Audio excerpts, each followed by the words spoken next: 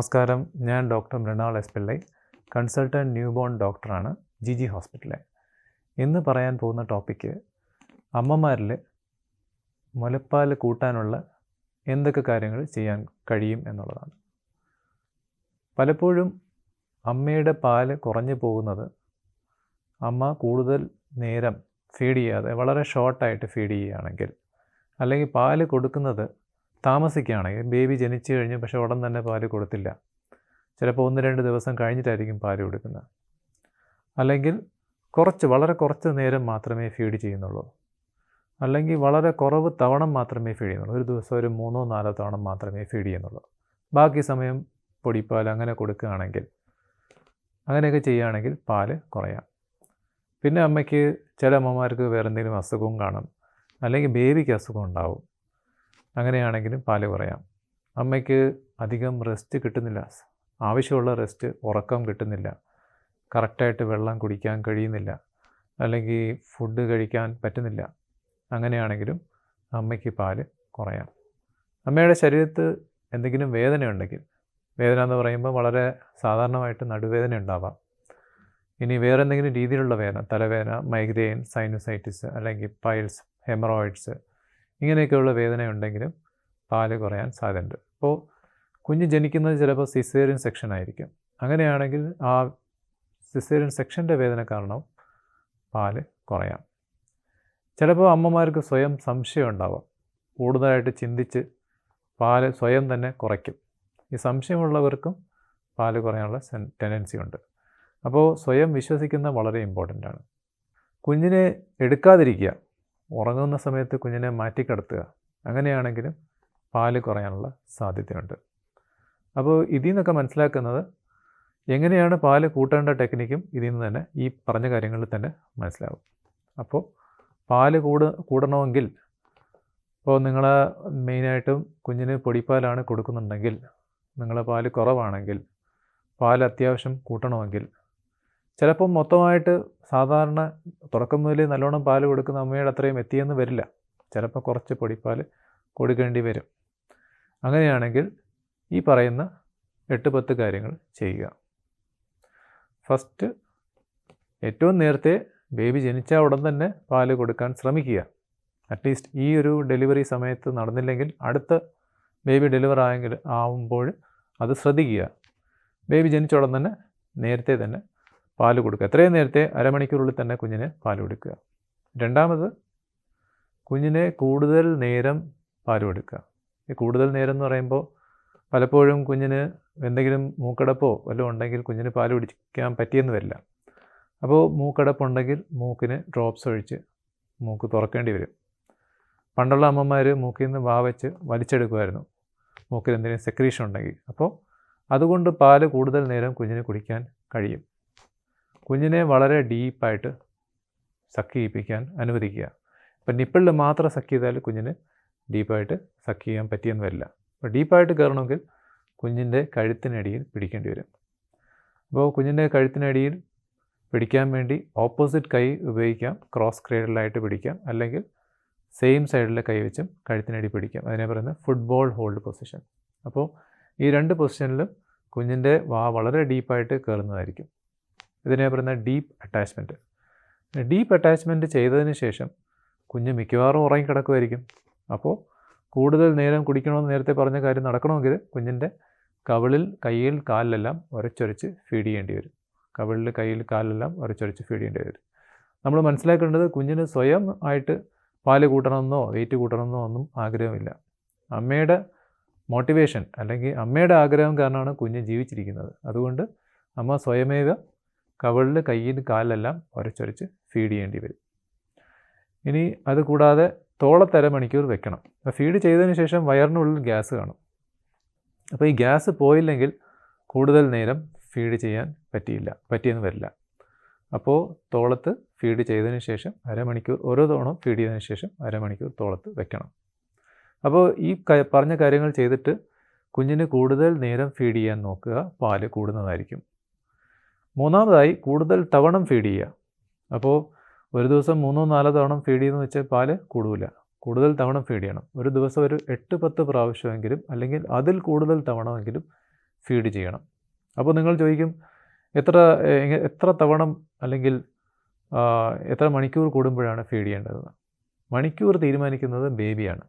അപ്പോൾ ബേബിക്ക് വിശക്കുമ്പോൾ ഉടൻ തന്നെ കരയുന്നതിന് മുൻപ് തന്നെ ബേബിയുടെ തല തിരിച്ച് ബേബി നക്കാൻ തുടങ്ങും. അപ്പോൾ തന്നെ മനസ്സിലായിക്കോണം ബേബിക്ക് വിശക്കുന്നു, അപ്പോൾ തന്നെ ഫീഡ് ചെയ്യണം. അപ്പോൾ ഒരു ദിവസം ഒരു 8-10 പ്രാവശ്യമെങ്കിലും ബേബി തിരിഞ്ഞ് നക്കുമ്പോൾ തന്നെ whenever baby shows hunger cues, baby വിശപ്പിൻ്റെ ചിഹ്നങ്ങൾ കാണിക്കുമ്പോൾ തന്നെ ഉടൻ തന്നെ ബേബിയെ ഫീഡ് ചെയ്യണം എന്നുള്ളതാണ് കൂടുതൽ തവണ ഫീഡ് ചെയ്യാൻ സഹായിക്കുന്ന കാര്യം. അപ്പോൾ അതുകൂടാതെ രാത്രിയിലും 4-5 തവണ, തുടക്കത്തിലൊക്കെ കുഞ്ഞുങ്ങൾ രാത്രിയിലാണ് കൂടുതൽ എഴുന്നേൽക്കുന്നത്, 4-5 തവണ ഫീഡ് ചെയ്യണം. ഈ രാത്രിയിൽ ഫീഡ് ചെയ്യുന്നത് വളരെ ഇമ്പോർട്ടൻ്റ് ആണ്. പാല് കൂട്ടുന്ന ഹോർമോൺ, പ്രൊലാക്റ്റിൻ ഹോർമോൺ, അമ്മയുടെ ശരീരത്തിൽ ഉണ്ടാകുന്ന രാത്രിയിലാണ്. അപ്പോൾ കൂടുതൽ തവണ രാത്രി ഫീഡ് ചെയ്താൽ കൂടുതൽ പാല് ഉണ്ടാകുന്നതായിരിക്കും. അപ്പോൾ രാത്രിയിൽ അറ്റ്ലീസ്റ്റ് ഒരു 4-5 തവണയെങ്കിലും രാത്രിയിൽ ഫീഡ് ചെയ്യണം. അപ്പോൾ ഇത്രയും കൂടുതൽ തവണ രാത്രി ഫീഡ് ചെയ്യണമെങ്കിൽ പകൽ റെസ്റ്റ് എടുക്കണം. ഉറക്കം വളരെ ഇമ്പോർട്ടൻ്റ് ആണ്. അപ്പോൾ ബേബി ഉറങ്ങുന്നത് പകലാണ്, ബേബിയുടെ കൂടെ തന്നെ പകലും ഉറങ്ങണം. പകൽ 4-5 തവണ ഫീഡ് ചെയ്യണം, അത് വേറെ കാര്യം. അപ്പോൾ പകൽ ഉറങ്ങണമെങ്കിൽ അമ്മയ്ക്ക് അത്യാവശ്യം അങ്ങനൊരു സാഹചര്യം ഉണ്ടാവണം. വെളിച്ചമുണ്ടാകാൻ പാടില്ല, ലൈറ്റ് ഓഫ് ചെയ്യുക, അമിതമായ ശബ്ദങ്ങൾ ഉണ്ടാവാതിരിക്കുക, അത്യാവശ്യം റെസ്റ്റ് എടുക്കാൻ പറ്റിയൊരു മുറി ഉണ്ടാവണം, പ്രൈവസി ഉണ്ടാവണം. ലൈറ്റ് ഓഫ് ചെയ്ത് കണ്ണടച്ച് അമ്മ പകൽ സമയത്ത് ബേബിയുടെ കൂടെ ഉറങ്ങണം. അല്ലാതെ വേറെ ജോലിയൊക്കെ ചെയ്തിരുന്നാൽ അത് തുടക്കത്തിൽ ശരിയാവില്ല. പിന്നീട് ചിലപ്പോൾ നിങ്ങൾക്ക് വേറെ ജോലി ചെയ്ത് കുഞ്ഞിനെ ഫീഡ് ചെയ്യാനൊക്കെ കഴിഞ്ഞെന്ന് വരും. അപ്പോൾ ഉറക്കം വളരെ ഇമ്പോർട്ടൻ്റ് ആണ്. ഉറങ്ങുന്നത് കൂടുതലും പകലായിരിക്കണം, ബേബിയുടെ കൂടെ ഉറങ്ങണം. രാത്രിയിലും ഉറങ്ങാം. കിടന്ന് ഫീഡ് ചെയ്യുമ്പോഴും അമ്മയ്ക്ക് കൂടുതൽ ഉറങ്ങാൻ കഴിയും. കിടന്ന് ഫീഡ് ചെയ്യുന്നത് വളരെ ഇമ്പോർട്ടൻ്റ് ആണ്. കിടന്ന് ഫീഡ് ചെയ്യുമ്പോൾ കുഞ്ഞിൻ്റെ ഉള്ളിലേക്ക് ഗ്യാസ് അധികം പോവില്ല, അപ്പോൾ ഗ്യാസ് അധികം തട്ടേണ്ടി വരില്ല. എന്നാലും ഫീഡ് ചെയ്ത് കഴിഞ്ഞാൽ എപ്പോഴും ഗ്യാസ് കളയുന്നത് ഇമ്പോർട്ടൻ്റ് ആണ്. പ്രത്യേകിച്ച് കുഞ്ഞിൻ്റെ വയറിൽ ഇക്കിളും ഓർക്കാനോ വയറ് വീർത്തിരിക്കുകയാണെങ്കിൽ, ഗ്യാസ് ഉണ്ടെന്ന് മനസ്സിലാക്കുകയാണെങ്കിൽ തോളത്ത് അരമണിക്കൂർ വെക്കുന്നത് ഇമ്പോർട്ടൻ്റ്. അപ്പോൾ ഇത് കൂടാതെ അമ്മയ്ക്ക് കിട്ടുന്ന വെള്ളം കൂടുതലായിട്ട് കുടിക്കുക. പാല് കൂടണമെങ്കിൽ വെള്ളം വളരെ ഇമ്പോർട്ടൻ്റ് ആണ്. ഒരു 2 ഗ്ലാസ് വെച്ച് ഒരു 10-12 ഗ്ലാസ് ടോട്ടൽ കുടിക്കുക. അമ്മയ്ക്ക് ആവശ്യത്തിനനുസരിച്ച് വെള്ളം കുടിക്കുന്നത് ഇമ്പോർട്ടൻ്റ്. വെള്ളമോ പാലോ അല്ലെങ്കിൽ വേറെ എന്തെങ്കിലും ഫ്ലൂയിഡോ, കഴിയുന്നത് വെള്ളമാണ് ഇമ്പോർട്ടൻ്റ്. ജ്യൂസുകൾ കുടിക്കുന്നതിനേക്കാളും നല്ലത് വെള്ളം കുടിക്കുന്നതാണ് ഇമ്പോർട്ടൻ്റ്. ഇതുകൂടാതെ ഭക്ഷണം, വീട്ടിലുണ്ടാക്കുന്ന ഫുഡാണ് ഏറ്റവും ഇമ്പോർട്ടൻ്റ്. പുറത്തുനിന്ന് ഫുഡ് കഴിച്ച് വയറ് പ്രശ്നമായാലും പാലിൻ്റെ അളവ് കുറയുന്നതായിരിക്കും. ഇനി ഉറക്കം, വെള്ളം, ഭക്ഷണം. ഇനി വേദന ഉണ്ടെങ്കിൽ പാല് കുറയും. നേരത്തെ പറഞ്ഞ പോലെ നടുവേദനയുണ്ട്, അങ്ങനെയൊക്കെ ആണെങ്കിൽ നടു തിരുമ്മി കൊടുക്കുക. അമ്മയുണ്ടാവും, അല്ലെങ്കിൽ ഹസ്ബൻഡ് ഉണ്ടാവും, കുഞ്ഞിൻ്റെ ഫാദർ ഉണ്ടാവും. അവരൊക്കെ അമ്മയെ സഹായിക്കേണ്ടി വരും. അമ്മയുടെ നടു തിരുമ്മി കൊടുക്കേണ്ടി വരും. നടുവിൻ്റെ 2 സൈഡിലും മാംസപേശികളുണ്ട്.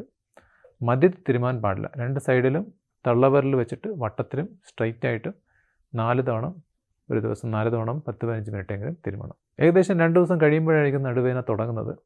ഇപ്പോൾ സിസേറിയൻ സെക്ഷനൊക്കെ ഉള്ള അമ്മയാണെങ്കിൽ കട്ടിലിൽ ഒരു സൈഡിൽ ചരിഞ്ഞ് കിടക്കേണ്ടി വരും, പുറകെ ചേറിട്ട് ഇരിക്കേണ്ടി വരും തിരുമുന്ന ആൾ.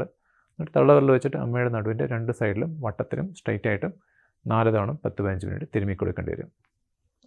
ഇത് കൂടാതെ അമ്മ സ്വയം വിശ്വസിക്കണം, പാല് കൂടിക്കൊണ്ടിരിക്കുന്നതായിട്ട് വിശ്വസിക്കണം. ടെൻഷൻ അടിക്കാതിരിക്കുക. പാല് കുറവാണെന്ന് പറഞ്ഞാൽ ടെൻഷൻ അടിക്കാതിരിക്കുക. ഏതായാലും അത് സംഭവിച്ചു പോയി, അതിനെപ്പറ്റി ടെൻഷൻ അടിച്ചാൽ പാല് കൂടുമോ? ഇല്ല. സന്തോഷിക്കുക, ഹാപ്പി ആയിട്ടിരിക്കുക. പൊടിപ്പാൽ ചില സാഹചര്യത്തിൽ കൊടുക്കേണ്ടി വരും. കുഞ്ഞിൻ്റെ വെയിറ്റ് കൂടുന്നില്ല, അല്ലെങ്കിൽ മൂത്രം കുറഞ്ഞു പോകുന്നുണ്ടെങ്കിൽ പൊടിപ്പാൽ കൊടുക്കേണ്ടി വരും. ആ പൊടിപ്പാൽ കൊടുത്തു എന്നുള്ള ടെൻഷൻ എടുക്കാതെ അതിനെ നല്ലോണം ഉണ്ടാക്കി, കാരണം പൊടിപ്പാൽ തെറ്റായ രീതിയിൽ ഉണ്ടാക്കിയാലും കുഞ്ഞിന് അസുഖം വരാം.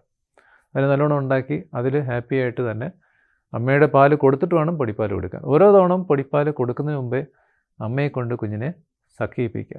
ഇത് വളരെ ഇമ്പോർട്ടൻ്റ് ആണ്. സ്വയം വിശ്വസിക്കുക എന്നുള്ളത്, ഹാപ്പി ആയിട്ടിരിക്കുക എന്നുള്ളതും വളരെ ഇമ്പോർട്ടൻ്റ് ആണ്. ഇതുകൂടാതെ പാല് കൂടാനുള്ള മരുന്നുകളുണ്ട്, ഭക്ഷണമുണ്ട്. വീട്ടിലുണ്ടാക്കുന്ന ഫുഡ് കഴിക്കാം. പച്ചിലവർഗ്ഗങ്ങൾ, ഓട്സ്, പിന്നെ ശതാവരി ഇല, അങ്ങനത്തെയൊക്കെ ഫുഡ് കഴിച്ചാൽ പാല് കൂടാനുള്ള സാധ്യത കൂടുതലാണ്. പഠനപ്രകാരം അല്ലെങ്കിൽ പോലും അമ്മയുടെ വിശ്വാസവും പിന്നെ ഈ പറയുന്ന ഭക്ഷണങ്ങളും മരുന്നും കഴിക്കുകയാണെങ്കിൽ കുറച്ച് പാല് കൂടുന്നതായിട്ട് സ്വയം അമ്മ ചിന്തിക്കുക. ഇത് കൂടാതെ സ്കിൻ ടു സ്കിൻ കോണ്ടാക്റ്റ്. അപ്പോൾ ഫ്രണ്ട് ഓപ്പൺ ഡ്രസ്സ് ഉള്ളത് നല്ലതാണ്. ഒരു ഫ്രണ്ട് ഓപ്പൺ ഡ്രസ്സ് കഴുത്ത് മുതൽ കാല് വരെ ഓപ്പൺ ആയിട്ടുള്ള ഡ്രസ്സാണ്. അങ്ങനത്തെ ഒരു ഡ്രസ്സ് ഇട്ടിട്ട് കുഞ്ഞിനെ തോളത്ത് ഗ്യാസ് കളയുന്നതിന് ശേഷം നെഞ്ചത്ത് വെച്ച് അമ്മയ്ക്ക് ഇരിക്കാവുന്നതാണ്. അപ്പോൾ അത് ഫീഡ് ചെയ്തതിന് ശേഷം ഗ്യാസ് കളഞ്ഞതിന് ശേഷം അമ്മയ്ക്ക് ബേബിയെ നെഞ്ചത്ത് വെച്ച് കട്ടിലിൻ്റെ മധ്യത്തോ അല്ലെങ്കിൽ കട്ടിലിൻ്റെ മധ്യത്ത് 2 തലയണ വെച്ചിട്ട് ഇരിക്കാം, അല്ലെങ്കിൽ ബേബിയായിട്ട് എടുത്ത് നടക്കാനും പറ്റും. അങ്ങനെ 1 മണിക്കൂറെങ്കിലും ബേബിയെ നെഞ്ചത്ത് വെച്ച് ഇരിക്കുകയോ അല്ലെങ്കിൽ നടക്കുകയോ അല്ലെങ്കിൽ ഇരിക്കുകയും ചെയ്യുക. ഒരു ദിവസം ഒരു 5-6 തവണയെങ്കിലും അങ്ങനെ ചെയ്യാം. അത് കൂടുതലും ചെയ്യാം. അപ്പോൾ തൊലിയായിട്ട് കൊള്ളുമ്പോഴും പാല് കൂടുന്നതായിരിക്കും. അപ്പോൾ ഇങ്ങനത്തെ 8-10 കാര്യങ്ങൾ ചെയ്താൽ അമ്മയുടെ പാല് കൂടുന്നതായിരിക്കും.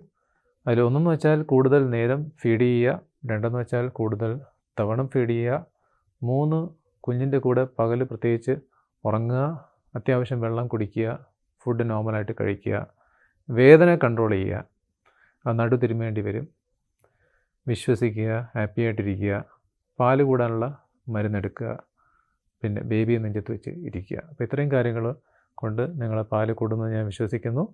നന്ദി, നമസ്കാരം.